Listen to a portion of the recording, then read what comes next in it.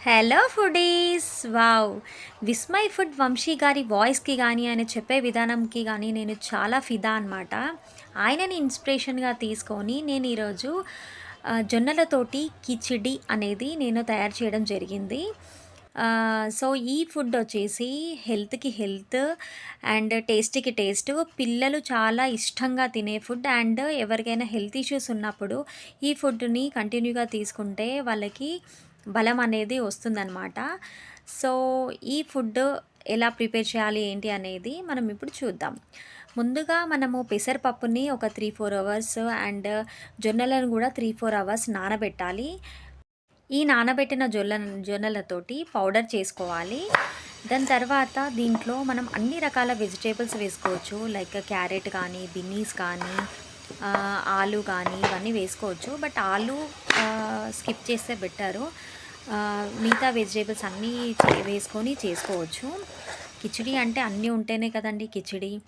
So, నేనైతే కడాయిలో చేయట్లేదు. కుక్కర్‌లో చేస్తున్నాను. ఎందుకంటే ఫాస్ట్‌గా వెళ్ళిపోతుంది కాబట్టి.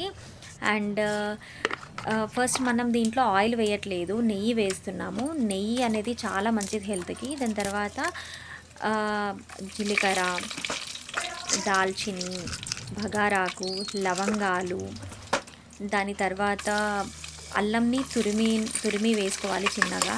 అండ్ మనం కారం యాడ్ చేయం కాబట్టి దాని ప్లేస్‌లో పచ్చిమిర్చి, క్యారెట్, కరివేపాకు, దాని తర్వాత ఇవన్నీ బాగా కలిపేసి మనము పసుపు వేసుకోవాలి. అల్లం ఎల్లిగడ్డ పేస్ట్ వేయాల్సిన అవసరం లేదు. ఎందుకంటే మనం అల్లం చిన్నగా తరిమి వేసుకున్నాం కాబట్టి బిన్నీస్ యాడ్ చేశాను. అండ్ తర్వాత మనం నానబెట్టుకున్న పెసర్లు ఏవైతే ఉన్నాయో అవి వేసుకొని బాగా కలుపుకోవాలి అన్నమాట.